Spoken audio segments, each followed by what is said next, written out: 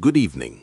We are bringing you devastating news from Katsina State, where terrorists have struck again, this time targeting the peaceful community of Yantumaki in Danmusa local government area. The attack happened in the early hours of today, and what makes this incident particularly heartbreaking is that it occurred despite ongoing peace negotiations between the community and these armed groups. Several residents have lost their lives, and more than 20 people, including women and children, have been forcibly taken away from their homes. Let me give you the full picture of what happened.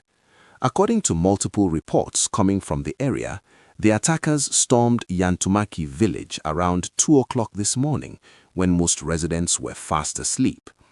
Witnesses say the gunmen arrived on motorcycles, heavily armed, and began shooting indiscriminately into homes. The terror lasted for hours, and by the time they left, families were torn apart, lives were lost, and the community was left in complete shock and mourning. What makes this attack even more painful is the background story. The people of Yantumaki, like many other communities in this region, have been living under constant fear of bandit attacks for years now. In recent months, there had been talks of a peace arrangement. Some communities in Katsina have entered into what locals call peace deals with these armed groups. Essentially, communities pay money or provide other forms of support in exchange for being left alone.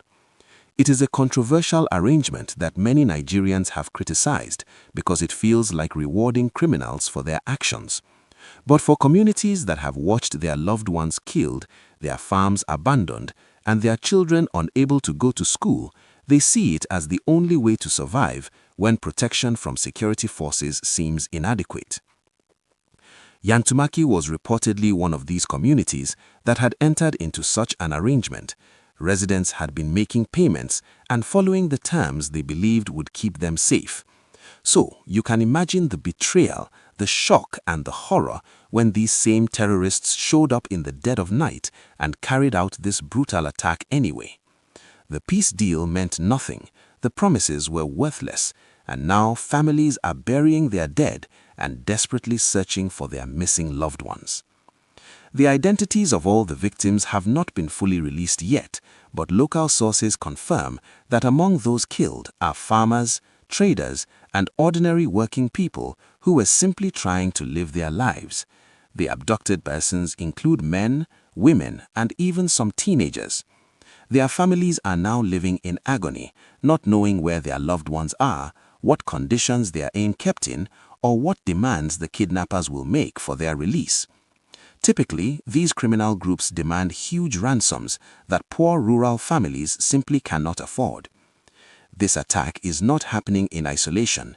Katsina State has been one of the worst affected by the security crisis gripping Nigeria's northwest region. Bandits, as they are commonly called, though many argue they should be labeled terrorists, have been terrorizing communities across Katsina, Zamfara, Sokoto, Kaduna, and Niger states for years. They operate with sophisticated weapons, sometimes better armed than local security personnel.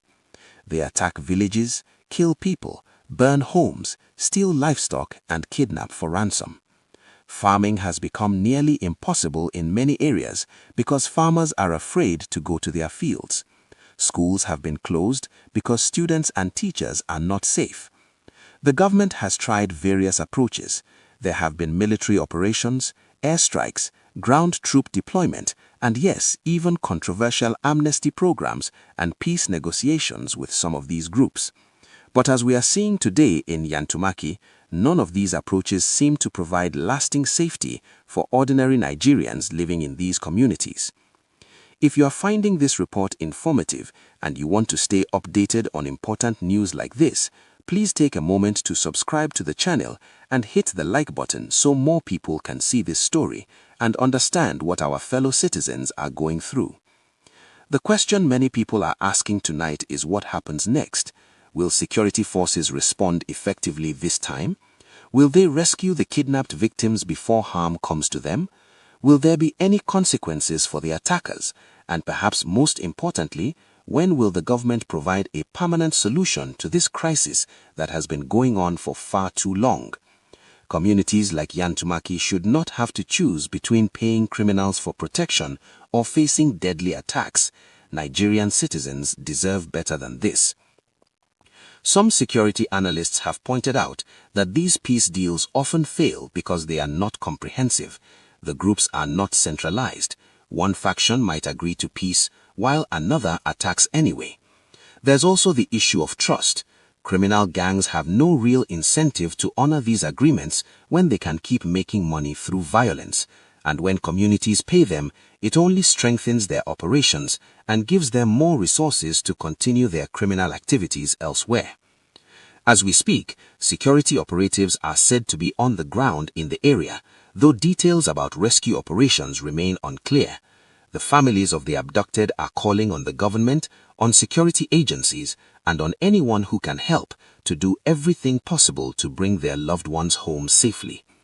These are not just statistics or numbers. These are real people with names, families, dreams, and futures that have now been violently disrupted. This is a story that demands our attention and our action as citizens. We must continue to speak up, to demand better security, to hold leaders accountable, and to show solidarity with affected communities. If this content opened your eyes to what is happening in parts of our country, go ahead and share this video so others can be informed too. Let us keep the conversation going in the comment section. What do you think the government should do differently? How can we support these affected communities? Your thoughts matter.